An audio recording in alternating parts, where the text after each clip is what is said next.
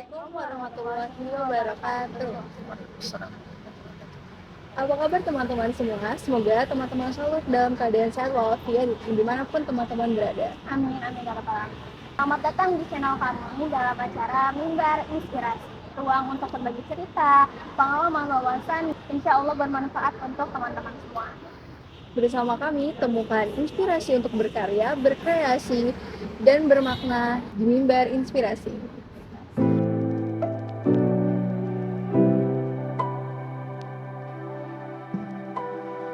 Alhamdulillah di kesempatan kali ini kami dapat mengundang narasumber yang luar biasa, Ustaz, alhamdulillah, yaitu Ustadz Roni Setiawan. Ya, apa kabar Ustadz? Alhamdulillah, luar biasa. Allahu Akbar. Ya, teman-teman perlu diketahui beliau adalah seorang pendakwa yang merupakan lulusan dari program Asosiasi Dai Indonesia. Beliau saat ini sedang dan akan selalu mengajarkan ajaran agama Islam dan serta menebarkan kebaikan dimanapun beliau berada. Beliau juga pernah mendapatkan sertifikasi Dai dan Khatib yang bergelar MUI, serta sertifikasi Ruqyah Syariah di Institusi Arsyada Yadaka Indonesia. Beliau juga merupakan seorang dosen di Akademi Radiologi Nusantara dan beliau merupakan seorang guru sains dan tafis di SMK Satria dan SDS Barunawati. Selain itu, beliau juga sangat aktif di beberapa organisasi bidang keagamaan nih. Di antaranya ada Arsyada Yadaka di Jabodetabek, Rumah Quran Anwarus Syams, Majelis Pesantren Ma'had Dakwah Indonesia atau MAPADI di wilayah Jakarta Barat. Dan beliau juga merupakan seorang pengurus wilayah Himpunan Dai Muda Indonesia di DKI Jakarta nih teman-teman. Alhamdulillah. Baik Ustadz, pada kesempatan kali ini tema dari kegiatan bincang kita kali ini adalah penguatan moral generasi muda dalam ajaran agama Islam, khususnya di masa sekarang. Semoga Ustadz berkenan untuk berbagi ilmu, wawasan serta pengalamannya kepada kami sehingga kami dapat belajar bersama nih dan mempraktikannya dalam kehidupan sehari-hari. Mungkin mulai dari pertanyaan pertama aja ya Ustadz. Boleh. Seperti yang kita tahu, moral dan etika itu kan menjadi tolak ukur dalam menilai baik atau buruknya perilaku seseorang manusia ya Pak Ustadz. Nah, dalam perspektif agama, keduanya itu memiliki keterkaitan yang erat dengan nilai-nilai kehidupan. Lalu bagaimana sih pandangan agama Islam nih tentang moral dan etika tersebut Pak Ustadz? Oke, baik ya. Jadi bismillahirrahmanirrahim. Assalamualaikum warahmatullahi wabarakatuh.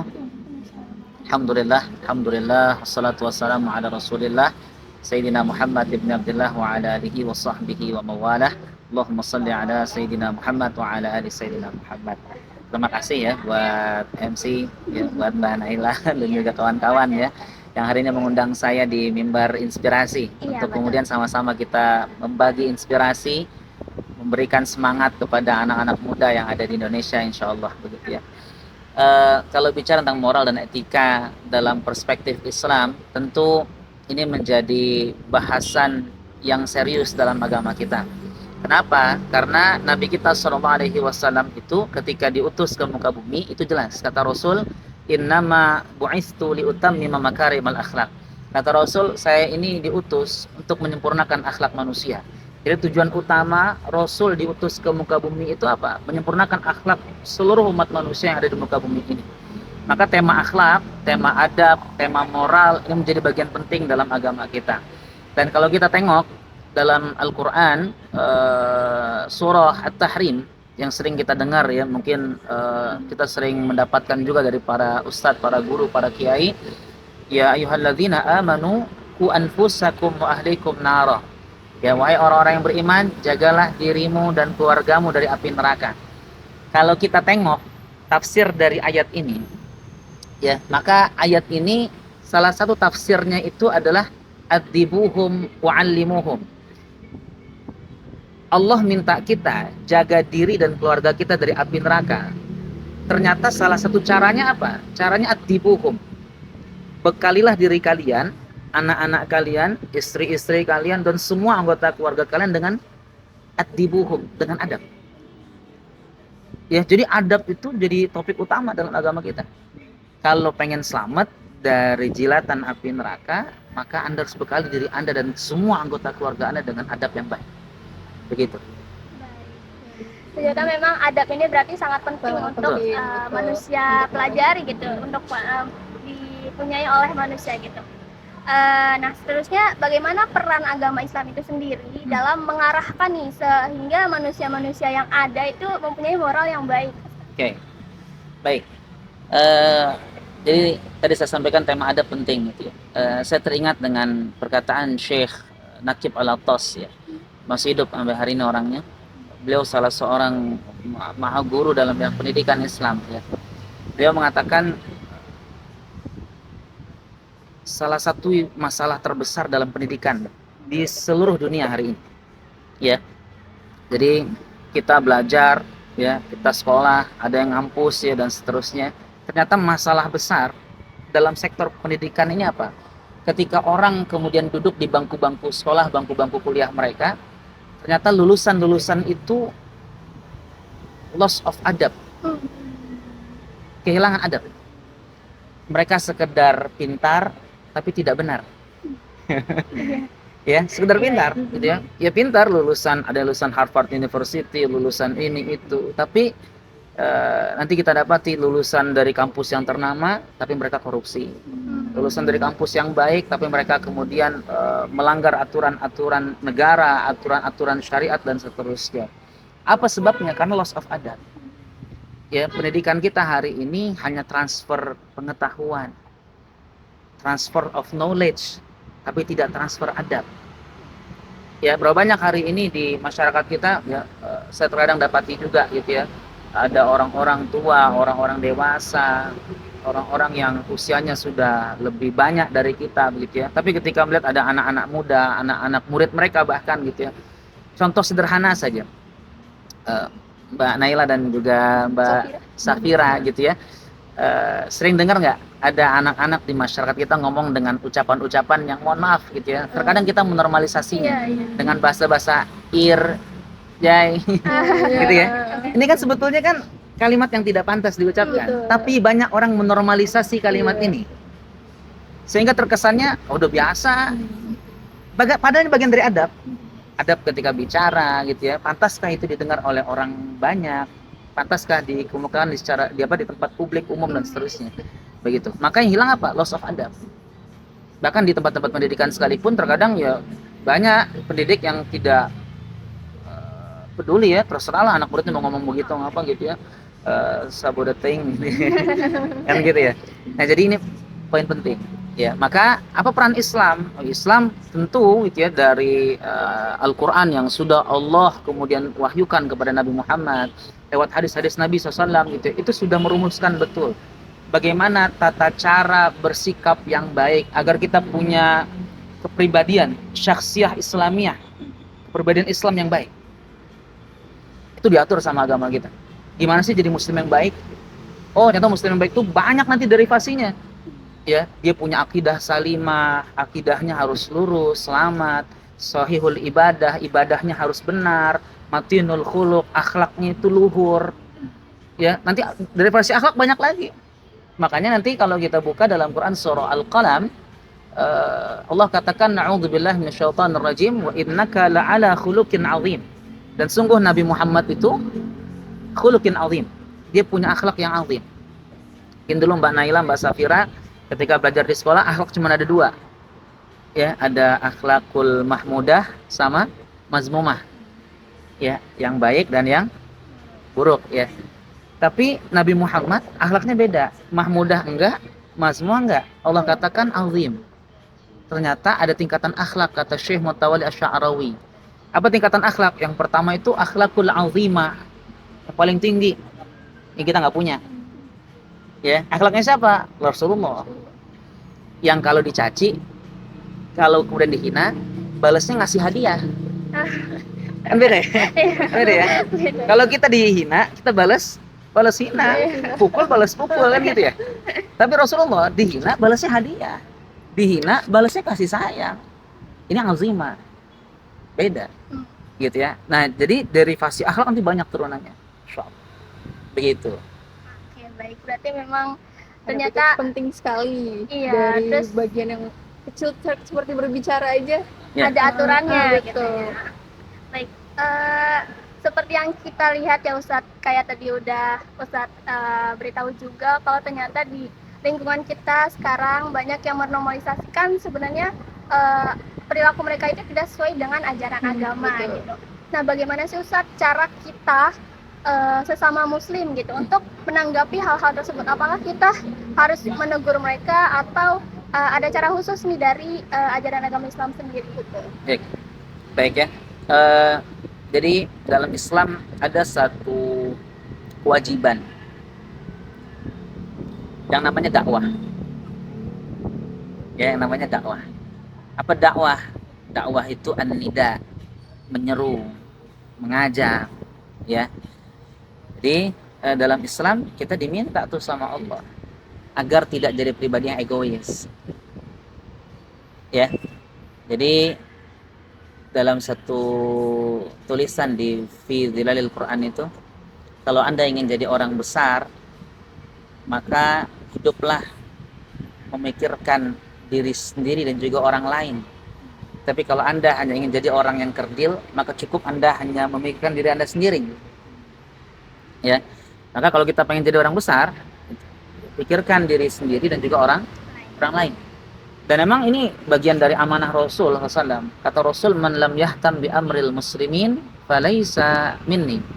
Kata Rasul, siapa yang tidak peduli dengan urusan kaum muslimin, ya cuek bebek gitu ya, acuh tak acuh, ya nggak peduli gitu ya, bodoh amat dan seterusnya dengan urusan kaum muslimin, falaisa minni, dia bukan bagian dari golongan Nabi SAW.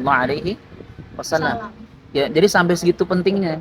Makanya salah satu makna iman, al-iman, iman itu kan maknanya apa sih? Percaya, yang kita tahu ya, percaya, yakin. Tapi salah satu makna iman kata para ulama itu bukan sekedar percaya. Nggak cukup sekedar percaya. Al-imanu bimakna al-ihtimam. Iman itu maknanya ihtimam. Apa ihtimam? Care, peduli. Peduli. Jadi salah satu makna iman itu adalah peduli. Jadi kalau kita termasuk orang yang beriman, maka hati akan tergerak untuk membantu orang yang sulit. Susah melihat orang susah, senang melihat orang senang. Bukan susah melihat orang senang melihat orang susah.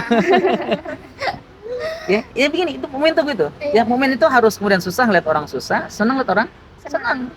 Itu mukmin. Kenapa? Bagian dari keimanan, kepedulian. Gitu. Ya, maka ini yang diajarkan dalam agama kita ya. Gimana cara nasihatnya? Ya dakwah. Dan dakwah itu nanti banyak caranya. Allah jelaskan dalam Quran itu surah An-Nahl, bil hikmah, dengan kebijaksanaan, dengan ilmu, ya, wal mau'izatil hasanah, dengan memberikan keteladanan yang baik. Ya, terkadang lisanul hal ya afsah min lisanil maqal. Ya, lisanul hal afsah min lisanil maqal. Kadang dakwah dengan perbuatan itu lebih fasih daripada dengan ucapan. Kan gitu ya? Ya, Nabi Muhammad itu kenapa orang kemudian banyak yang ikut dengan beliau, banyak yang kemudian terwarnai oleh beliau? Faktor utamanya sikap beliau. Faktor utamanya akhlak beliau. Ya, akhlak beliau membuat orang itu kemudian terpesona. Yang membuat orang itu kemudian tergugah. Kok ada ya orang semacam ini tuh ada begitu. Ya, sudah kemudian dilempar kotoran, dilempar batu, tapi masih punya rahmah, sayangnya masih. Kan kita dapat itu dalam satu kisah ketika di Taif, ya, malaikat gunung itu tanyakan kepada Rasul, ya Muhammad, ini malaikat gunung tuh bahasa orang Taif 4. Udah 4 ngeliat masyarakat Taif gitu ya, 4 bahasanya gitu ya. Kenapa? Karena ketika Nabi Muhammad datang ke Taif, ini Nabi bukannya disambut, tapi malah disambit. Ya, bukan disambut, malah disambit. Berdarah-darah, berkucuran tubuh beliau dengan darah kan gitu ya. Sampai malaikat gunung tanya, bagaimana kalau kami balikkan gunung ini agar Taif ini hancur semua? Apa kata Rasul? Jangan. Kelak saya yakin dari tulang-tulang sulbi mereka nanti akan lahir generasi yang cinta kepada Allah. Rahmatnya luar biasa. Ya, makanya saya sering bilang kepada aktivis dakwah itu, software dakwah itu apa? Rahmah, bukan mahabbah. Beda tuh, rahmah dengan mahabbah beda. Walaupun sama-sama apa? Artinya sayang, cinta ya. Tapi beda. Kalau softwarenya dakwah itu rahmah. Apa rahmah? Ya, rahmah itu seperti syair yang sering kita nyanyikan waktu kecil. Hanya memberi, tak harap kembali. Bagai sang surya menyinari dunia. Dakwah tuh begitu. Hanya memberi, tapi Anda jangan berharap kembali. Itu dakwah. Beda dengan mahabbah. Hubungan kita nih ya, hubungan sesama muslim ya, hubungan di keluarga itu mahabbah. Saling. Ya kan ya? Tapi dakwah itu rahmah. Dai jangan berharap kembali. Saya sampai tercengang. Kan gitu ya? Nah, itu dakwah. Begitu. Jadi kita berdakwah ya dengan cara berdakwah ya untuk menanggapi. Ya, menanggapi. Nah, Ustadz berbicara tentang moral ya Pak Ustadz, menanggapi berita yang belum lama ini ramai gitu perihal salah satu tokoh agama gitu yang menyakiti perasaan bapak penjual es teh. Nah, apa tanggapan Ustadz terhadap hal tersebut? Apakah memang setiap tokoh agama itu memiliki cara dakwahnya masing-masing sehingga kita bisa mewajarkan hal tersebut, atau bagaimana tanggapan Ustadz? Baik. Jadi dakwah itu tadi saya sampaikan bil hikmah. Ya, dia harus hikmah. Harus dengan contoh teladan yang baik. Ya, kalaupun berdebat dengan cara yang baik. Wajadilhum billati hiya ahsan. Berdebat boleh? Berdebat itu salah satu metode dakwah. Boleh nggak? Boleh. Tapi dengan cara yang baik. Ya, maka berdebat itu tujuannya bukan mungkin menunjukkan siapa aku, tapi untuk kemudian menunjukkan kebesaran Allah. Ya, jadi bukan siapa aku, ya. Aku ini lebih pandai retorika. Enggak, bukan. Berdebat itu tujuannya buat mengagungkan Allah. Ya. Nah, maka berkaitan dengan kejadian yang terjadi ya belakangan ini ya, ada salah seorang dai. Maka inilah pentingnya seorang dai bukan hanya pandai bicara, tapi dia harus mengerti metode dakwah. Ya. Kami ya kemarin baru dapat sertifikasi dari lembaga Ad-Da'i dakwah yang sejuk ya, dakwah yang kemudian merangkul bukan memukul ya, dakwah yang mengajak bukan mengejek. Dakwah itu kan mengajak, jangan mengejek ya. Jadi saya tidak pernah ya, atau kami tidak pernah diajarkan ada metode dakwah yang kemudian salah satu metodenya mengajak manusia, itu nggak ada. Dan Nabi nggak pernah contohin itu. Ya, bahkan mohon maaf dalam Quran itu Nabi Musa alaihi salam itu berhadapan dengan siapa? Firaun. Ya. Firaun tuh kejam. Ya, bayi laki-laki lahir sikat, bunuh, habisi, kan gitu ya, kejam, semua kejam. Tapi apa yang Allah perintahkan kepada Nabi Musa? Qaulan layyinan, bicaralah dengan Fir'aun dengan perkataan layyinan, perkataan yang lemah lembut. Ya, qaulannya layyinan, layyin coba. Harusnya kan kalau orang begini kan dikerasin. Iya. Ya kan ya? Udah ngaku ana rabbukumul a'la, saya Tuhan yang paling tinggi. Jadi ini kejahatan Firaun tuh lebih dahsyat. Iya, ngaku Tuhan iya, ngabisin manusia iya, ya kan ya? Jadi dahsyat ini orang ini, ya. Tapi kata Allah apa? Qaulan layyinan. Bicara dengan lemah lembut. Ya, makanya dulu saya pernah belajar ya ketika saya di S2 itu dai harus belajar bagaimana kemudian etika komunikasi ya, pola-pola komunikasi yang Allah ajarkan dalam Al-Qur'an. Jadi di Quran tuh banyak tuh ya, pola komunikasi. Ada qaulan layyinan, ada qaulan sadida, ada qaulan karima. Ini macam-macam metode komunikasi dakwah yang mesti kemudian dipahami sama dai. Ya. Jadi nggak kemudian asal nyenengin jamaah. Hari ini banyak dai, mohon maaf ya, memanjakan umat, memanjakan jamaah. Akhirnya apa? Gitu ya.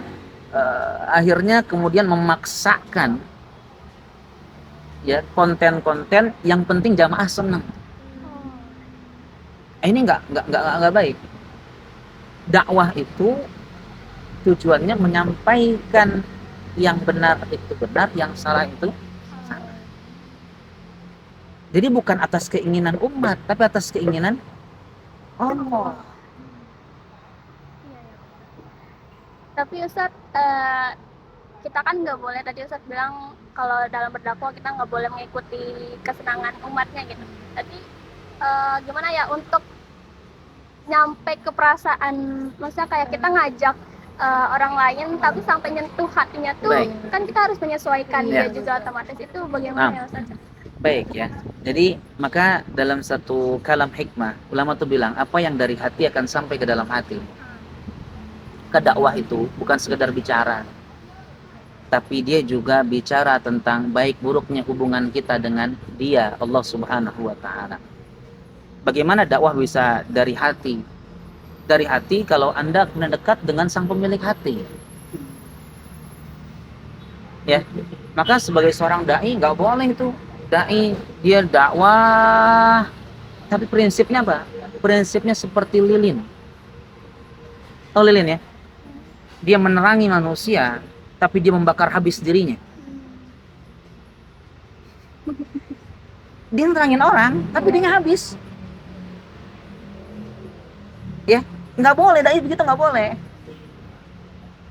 Ya, ceramah terus. Tapi dia nggak pernah diceramahin.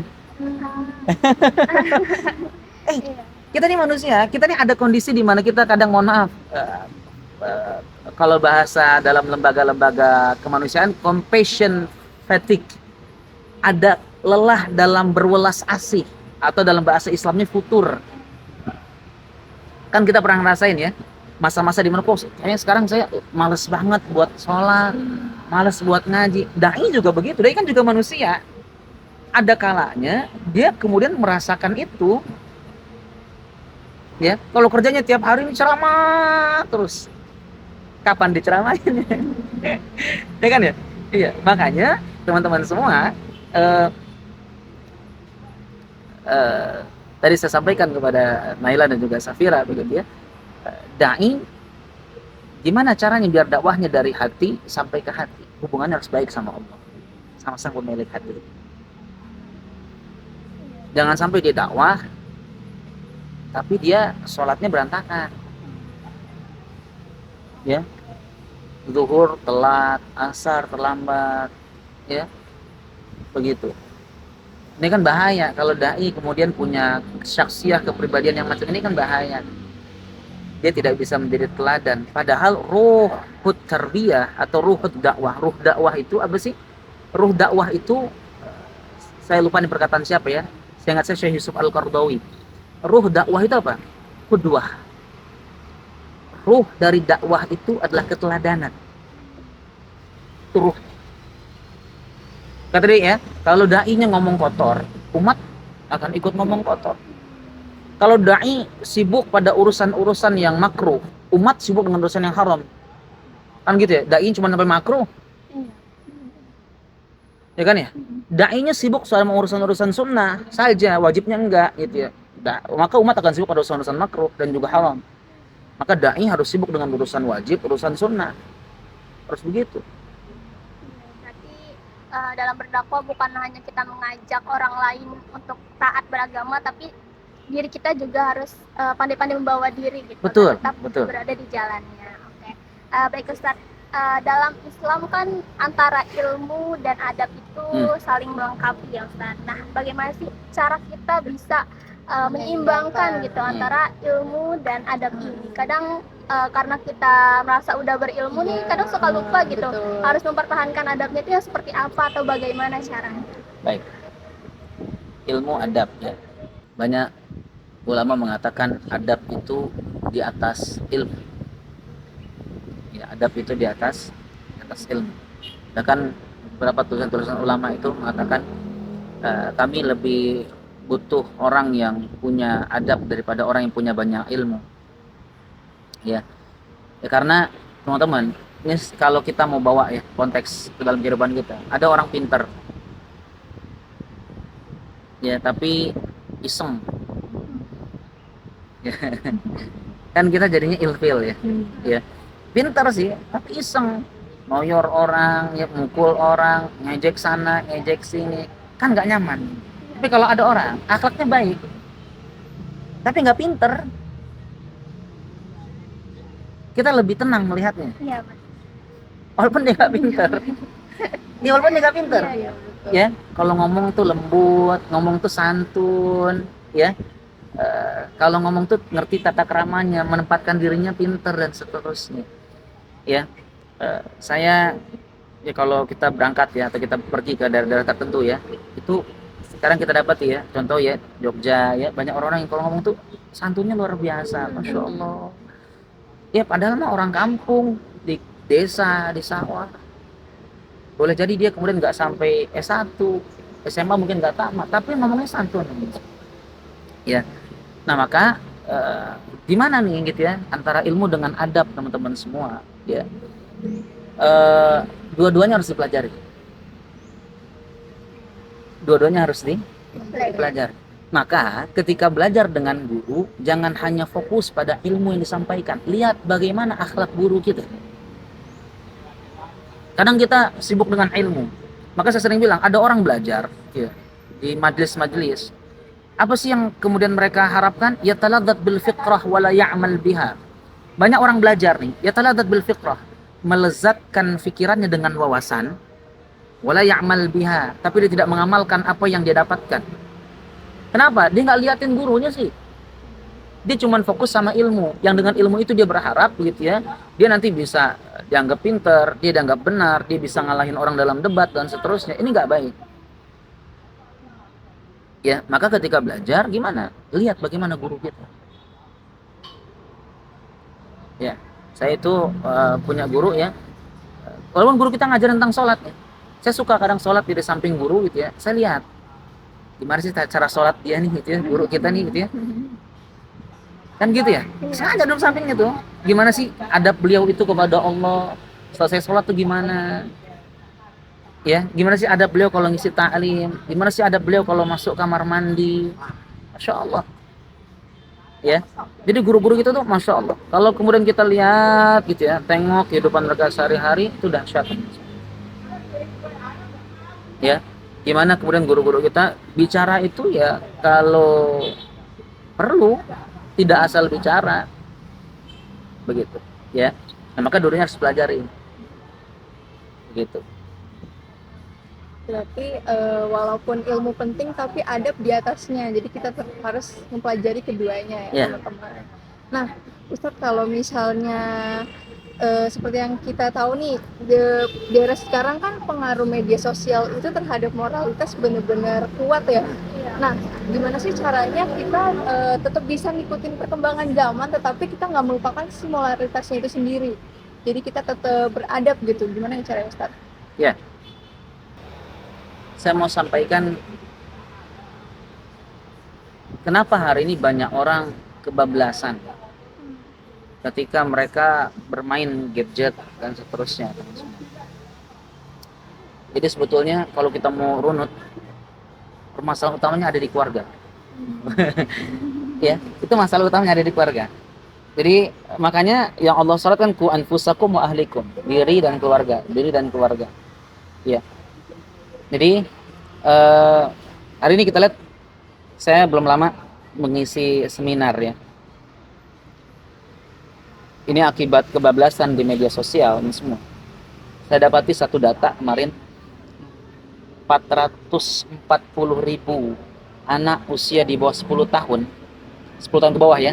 10, 9, 8, 7, 6 tuh ya. Itu kecanduan judi online. 880.000-nya itu usia 11 sampai 20. Kecanduan judi online. Ini kan angka yang enggak sedikit. Bayangin coba. Kita boro-boro dulu kan ya, usia-usia segitu ngerti judi online, main judi gitu ya. Itu tuh masih apa sih, ingusan gitu ya. Sekarang anak-anak kecil di bawah 10 tahun sudah ngerti judi online. 62,7%, mohon maaf ya, wanita Indonesia tidak perawan. Kenyataan pahit yang harus. Iya benar. Ya, artinya kan ini berita-berita yang menyesakkan dada kita. Iya betul. Dari mana dari sosial media. Orang hari ini begitu bebas menikmati, menyantap hidangan di sosial media. Mulai dari yang benar sampai yang salah, mulai dari hal yang kemudian sifatnya menyejukkan hati sampai yang kemudian memaksa hati untuk berbuat maksiat itu banyak. Ya, maka teman-teman semua, dari mana sumber utamanya?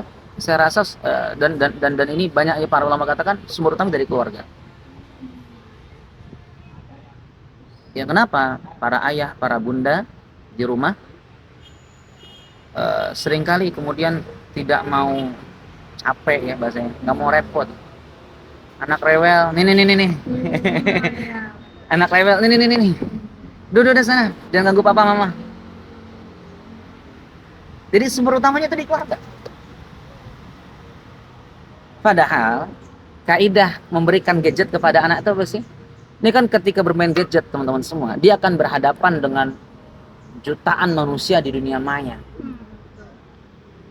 Ya, sebelum dia berhadapan dengan jutaan manusia, maka yang mesti dikerjakan oleh ayah bunda di rumah adalah mempersiapkan dia punya kedekatan dengan yang menciptakan jutaan manusia itu. Maka orang tanya ke saya, Ustadz, kapan anak pantas diberikan gadget? Kalau dia sudah mengenal zat yang menciptakan manusia di dunia maya itu dengan baik dan benar, maka baru boleh diberikan gadget. Anak ibu udah sholat belum? Belum Ustadz, berantakan. Ibu kasih handphone? Iya. Belum lama. Tolong dong, itu anak saya kecanduan gadget, Karoni, gitu ya. Saya bilang, saya sampaikan ya, termasuk kemarin saya mengisi pengajian di Al-Latif ya, Pasaraya Blok M. Itu yang ngasih gadget siapa? Saya, Ustaz. Yang beliin kuota? Saya, Ustaz. Yang salah? Ya saya, Ustaz. Lah kan iya ya? Ya saya. Gitu. Jadi yang paling utama itu, yang menjadi sebab utama itu ada di keluarga. Termasuk hari ini, mohon maaf tadi ya, bicara seks bebas, perempuan tidak lagi kemudian perawan dan seterusnya. Dari mana sih? Dari keluarga. Kenapa? Hilang peran ayah di rumah. Ayah hari ini hanya sekedar mencari nafkah, tapi tidak kemudian menjadi teman bermain anak-anak di rumah. Lagi sosok perempuan harus dekat dengan ayahnya. Jadi keberhasilan seorang ayah itu ketika apa sih? Ketika anaknya bilang, pokoknya nanti kalau saya mau nikah, saya mau suami saya kayak ayah. Itu tolak berhasilnya ayah. Aku pengen suamiku kayak ayah. Tapi kan hari ini kita lihat, nggak mau punya suami kayak ayah. Ayah marah-marah, macam-macam ya. Ayah tuh nggak asik. Jadi sumber utamanya itu keluarga. Dan kita dapati hari ini banyak orang tua, ayah, bunda itu, kenapa sih mereka lebih suka ini teman semua? Karena ini dipencet, asik, interaktif. Tapi banyak orang tua hari ini ketika disentuh anaknya tidak seasik gadget. Pulang kerja, Assalamualaikum, padahal anaknya tuh udah nungguin tuh. Ayah pulang, apa kata ayahnya? Sana, ayah capek, ayah mau istirahat dulu. Bunda gitu juga, bunda pulang, bunda datang, anak itu ngejar. Sana, mama mau check out dulu. Oh. Ya, banyak ayah bunda di rumah tidak seasik gadget. Maka tadi saya bilang sumber utama di keluarga.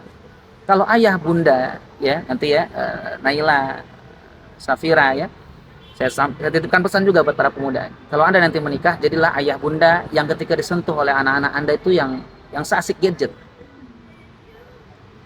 Rasul tuh ngajarin gitu teman-teman. Rasul itu lagi sholat sujud, dia berlama-lama dalam sujudnya. Kenapa? Ada Hasan Hussein yang naik ke atas punggungnya. Lagi sujud itu, sampai para sahabat bingungnya ada apa ini? Rasul sakit, nerima wahyu apa gimana nih? Itu lama. Ya, Rasul pulang perang itu masih sempat jadi pulang tuh. Perang itu kan capek.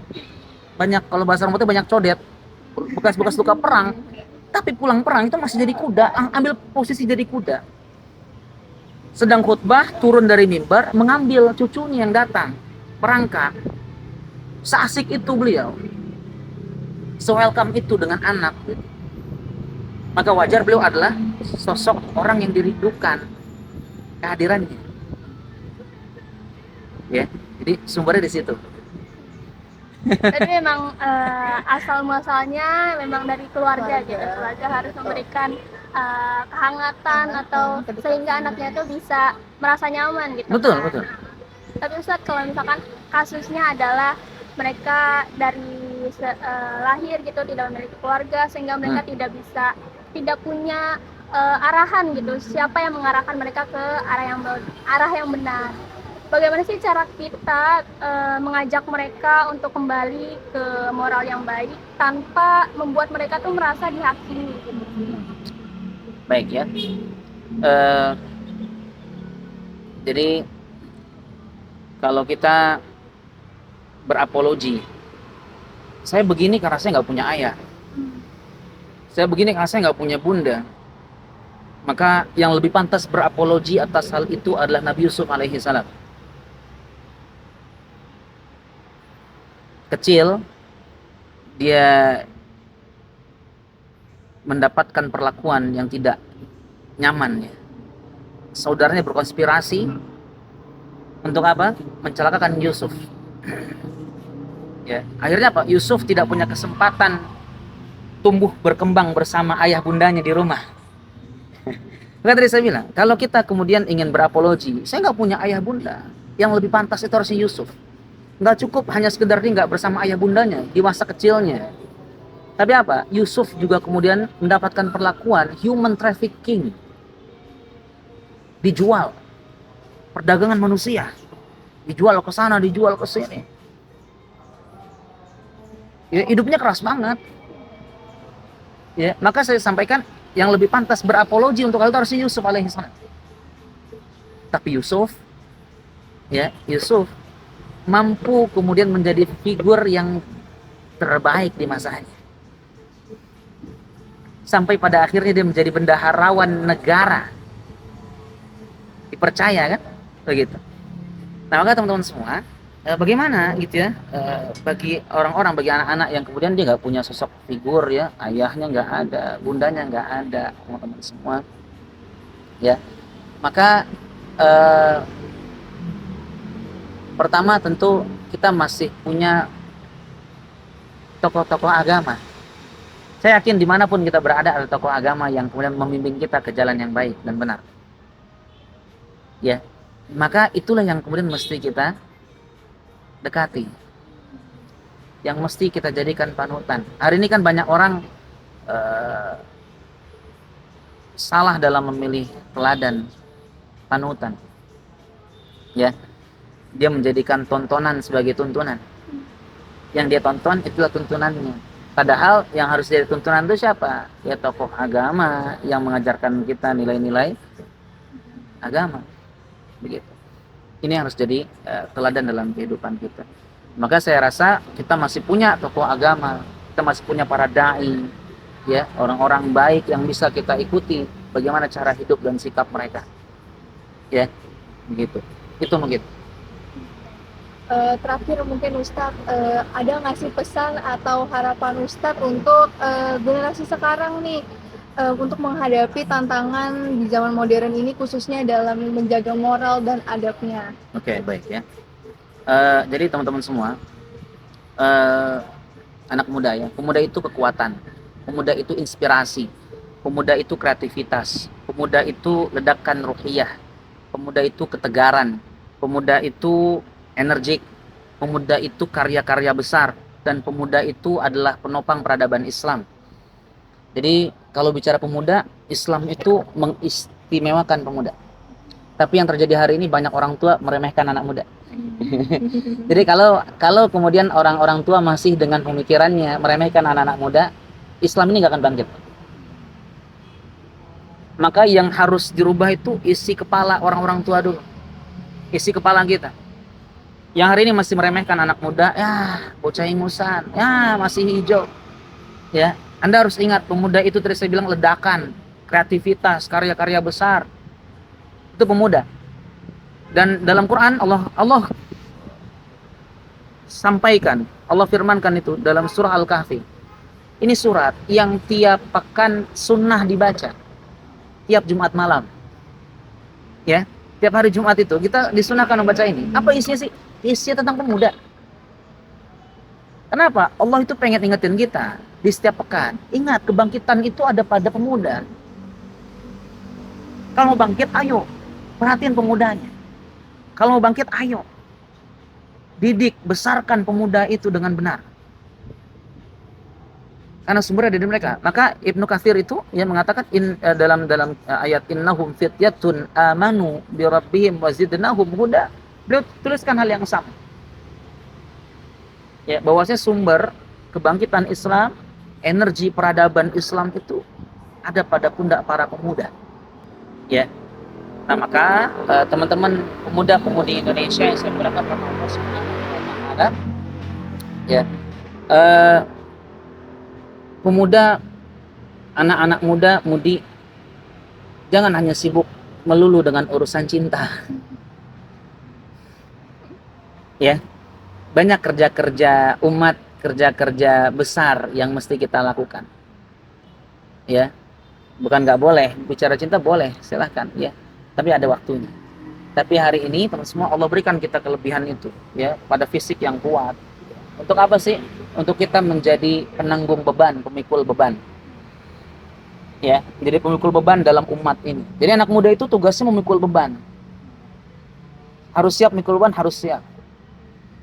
Ya, maka anak muda harus dididik apa? Punya responsibility, punya tanggung jawab, punya mas'uliyah, rasa kebertanggungjawaban. Ya, maka ini yang hilang kan dari kita hari ini. Kenapa? Karena kita ngerasa nggak penting anak muda. Contoh, mohon maaf ya, tahun lalu ya, atau 2022 saya lupa, angka perceraian di Indonesia itu 574.000 kasus per tahun. 574.000 per tahun. Kenapa? Salah satu asbabnya yang nikah anak-anak muda itu nggak punya tanggung jawab, tidak mampu memikul beban. Ya, disangka nikah itu kayak FTV kali. Ada senangnya aja. Ada senangnya aja. Kan enggak, nikah itu nggak begitu.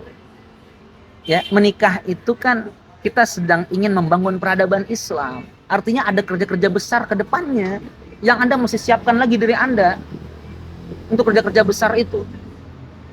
Nggak cukup hanya sekedar Anda berdua, ya, nanti punya anak, enggak begitu, enggak. Tapi dalam Islam itu nikah itu adalah membangun peradaban. Itu Islam tuh bicaranya besar loh.